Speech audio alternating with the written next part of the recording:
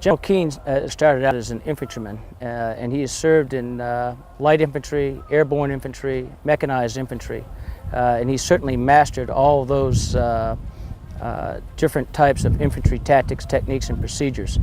And each level that he served in, all the way up to being a corps commander and now the Vice Chief of Staff of the Army, I think the thing that makes him special to our Army is he's never forgotten the infantry soldier or the individual soldier. He understands their needs. He understands what it takes to give them the resources. He understands what it takes to develop them and what it takes to lead them in combat. And every step of his career, he's never lost touch with the individual soldier.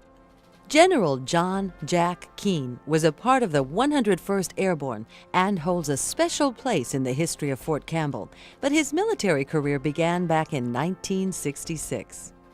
Went off to the United States Army in 1966. Married at the time. Got married in my last year in college.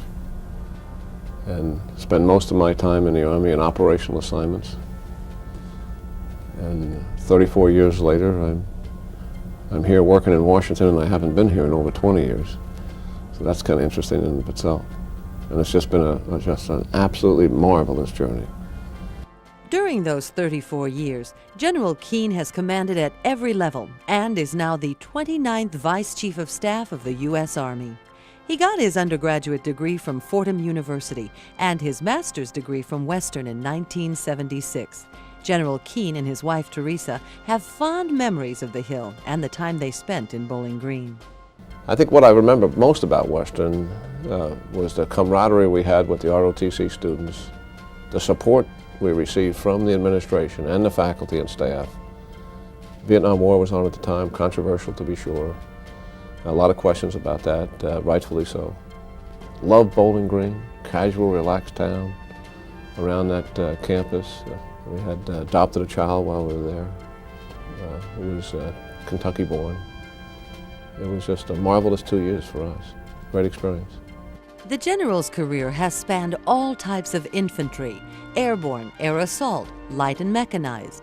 His commands include the 18th Airborne Corps, the 101st Airborne Division Air Assault, the Joint Readiness Training Center, the 1st Brigade, and there are many, many more.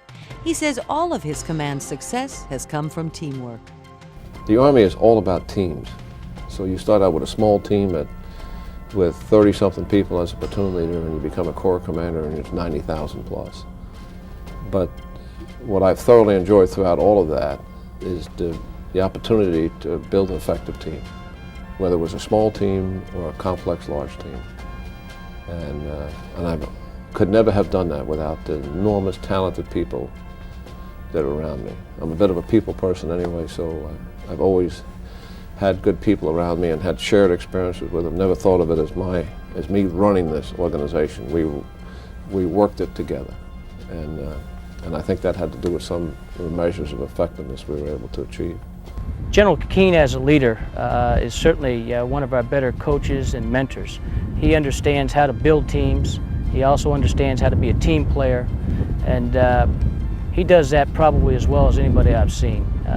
Sometimes he's a coach, sometimes he's a player, and sometimes he may be on the sidelines just cheering. But he fully understands how to build teams and make soldiers be part of teams. General Keane has made the Army his life, and his awards and decorations are remarkable. But his soldiers know the true meaning of his dedication, and here's a measure of their respect. General Keane, on behalf of the 101st Airborne Division Air Assault and the Sabalowski Air Assault School, we want to congratulate you. Whoa! Air Assault, sir! I've been hanging around with soldiers all my life, whether they're 18 years of age or 35 or 50, doing something that's important and doing it with a team of others who really care about what they're doing, and struggling to get the job done right, and then doing it right. Those are the things that have mattered most. 2000 Hall of Distinguished Alumni, General John M. Keane.